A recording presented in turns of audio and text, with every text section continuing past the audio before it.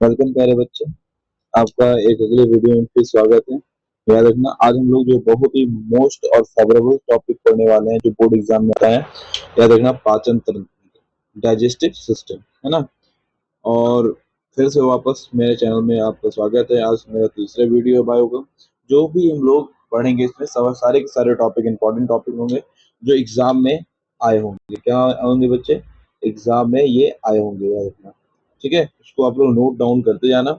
तो शुरू करते हैं हमारे लेक्चर को। ठीक है, तो पहला जो बात है इसके बारे में जानते हैं कि डाइजेस्टिव सिस्टम क्या होता है ना। तो याद रखना कि मानव जो होता है शरीर में भोजन को पचाने के लिए, पचाने और पोषक तत्वों का अवशोषण करने के लिए, करने तथा बेकार पदार्थों को बाहर निकालने के लिए जो भी क्रिया होती है उसको क्या कहते हैं? पाचन कहते हैं।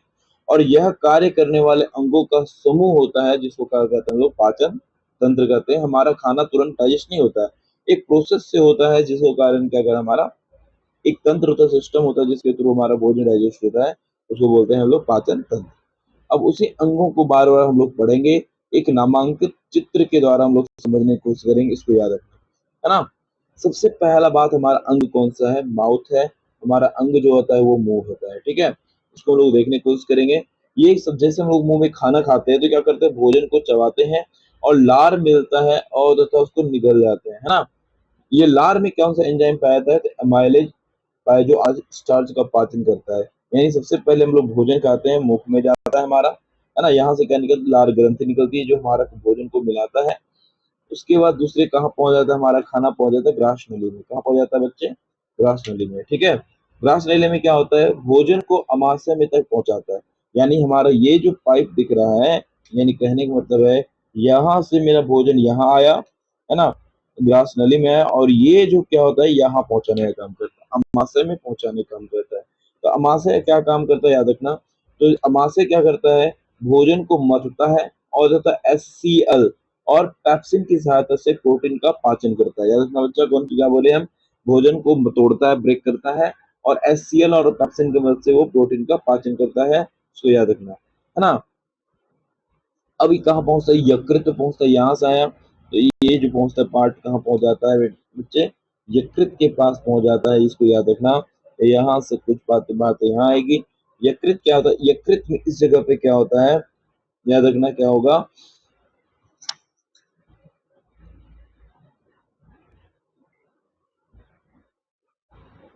इसमें क्या होगा?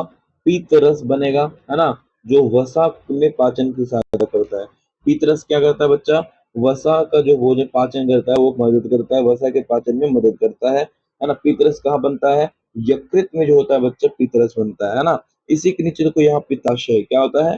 पित्ताशय। पित्ताशय जो होते हैं उसका क्या काम है?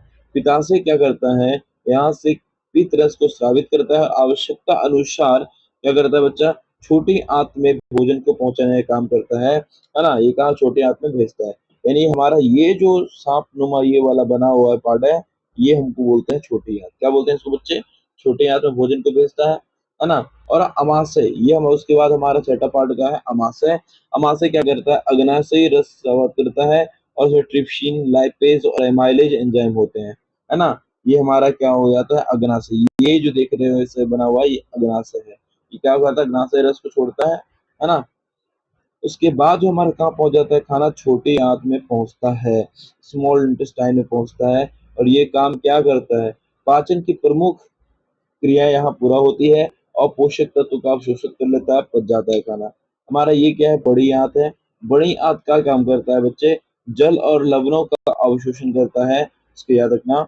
और ना, बड़ी आंत क्या करता है? जल और लवणों का अवशोषण करता है।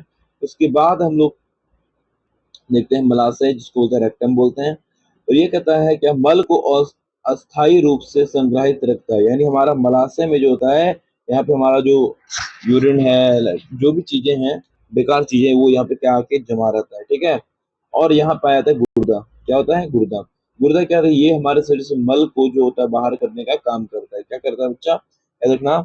ये जो गुर्दा है, इसको बोलते हैं, ये जो गुर्दा पार्ट है, ये क्या करता है? हमारे शरीर के मल को बाहर निकालने का काम करता है ना। एक तरह से देखा जाए पाचन का क्रम क्या है बच्चे? देखा जाए क्या, यहाँ से मुख से खाना हमारा ग्रास नली में जाता है, ग्रास नली से कहा जाता है अमाशय में, अमाशय छोटी आंत में, छोटी आंत से बड़ी आंत में, है ना। कुछ पार्ट होता है मलाशय, मलाशय के गुर्दा के द्वारा बाहर निकल जाता है ना। ये हमारा प्रोसेस होता है, इसको याद रखना, है ना। ऐसे कुछ इंपॉर्टेंट पॉइंट्स हैं जो हम लोग जानकारी लेनी चाहिए हम लोग को। तो कौन कौन सा पॉइंट्स है बच्चा, फिर समझते हैं इसमें से हम लोग, है ना। तो हम लोग पॉइंट्स हम लोग देखेंगे कौन कौन सा है। पाचन की शुरुआत कहाँ से होती है बच्चा, पूछता है, मुख से होता है ना। याद रखना। एमाइलेज कार्बोहाइड्रेट यानी स्टार्च का पाचन करता है। एमाइलेज एंजाइम जो होता है वो क्या करता है, कार्बोहाइड्रेट या स्टार्च का पाचन करता है। पेप्सिन किसका पाचन करता है, प्रोटीन का पाचन करता है बच्चे, याद रखना। पीत रस वसा को छोटे छोटे कणों में बोलता है, वसा को क्या करता है, ब्रेक करता है। छोटी आंत में विल्ली पाई जाती है जो अवशोषण बढ़ाती है ना। बड़ी आंत में केवल जल और लवणों को, बड़ी आंत क्या करता है, जल और लवणों को अवशोषित करता है, इसको याद रखना। और क्या है एंजाइम्स और उसके कार्य, हम लोग क्या देखेंगे अभी यहाँ पे बच्चे, एंजाइम्स और उसके कार्य। क्या क्या कौन कौन से एंजाइम है।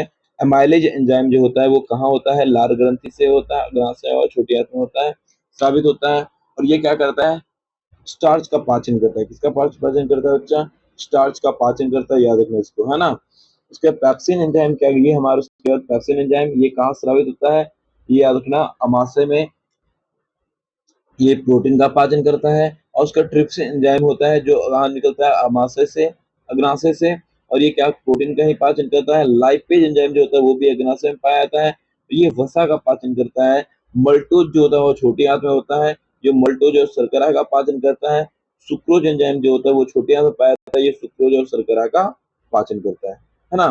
तो चलिए हम लोग अगला क्वेश्चन देखते हैं बच्चे। हमारे कुछ कुछ छोटे छोटे क्वेश्चन भी हैं हम लोग जो करेंगे। बोलता पाचन तंत्र क्या आपको बताए, यह वह तंत्र होता है जो भोजन को पचाकर पोषक तत्वों को अवशोषित करता है और बेकार पदार्थों को बाहर निकालता है, उसको क्या कहेंगे मेरा बच्चा, पाचन तंत्र कहेंगे, इसको याद रखना। पाचन तंत्र की क्रिया कहाँ प्रारंभ होती है, बताए थे मुख से प्रारंभ होती है। लार ग्रंथि से कौन सा एंजाइम निकलता है, एमाइलेज एंजाइम निकलता है। एमाइलेज किसका पाचन करता है, याद रखना, स्टार्च का पाचन करता है। अमाशय से कौन सा अम्ल निकलता है, तो हाइड्रोक्लोरिक अम्ल यानी HCl निकलता है। प्रोटीन का पाचन कहाँ प्रारंभ होता है, प्रोटीन का पाचन जो होता है अमाशय से प्रारंभ होता है ना। कहाँ से प्रारंभ होता है, अमाशय से। पीत रस का निर्माण कहाँ होता है, पीत रस का निर्माण जो होता है बच्चा यकृत में होता है। पीत रस किसके द्वारा किसके पाचन में सहायक होता है, पीत रस जो होता है वो किसके, वसा के पाचन में सहायक होता है। किसका बच्चा, वसा के पाचन में सहायक होता है ना। छोटी आंत में की विशेषता क्या है, छोटी आंत की भीतरी सतह पर क्या पाए जाते हैं, विल्ली, जो अवशोषण को बढ़ाने का काम करता है। तथा बड़ी आंत का मुख्य काम क्या है, बड़ी आंत का काम क्या है, जल तथा लवणों को अवशोषण करना, ये काम है ना। हमारा ये भी टॉपिक खत्म होता है। और आप लोग ज्यादा से ज्यादा इस वीडियो को शेयर करो और जुड़ो, ठीक है। मिलते हैं अगले वीडियो में, तब तक के लिए धन्यवाद।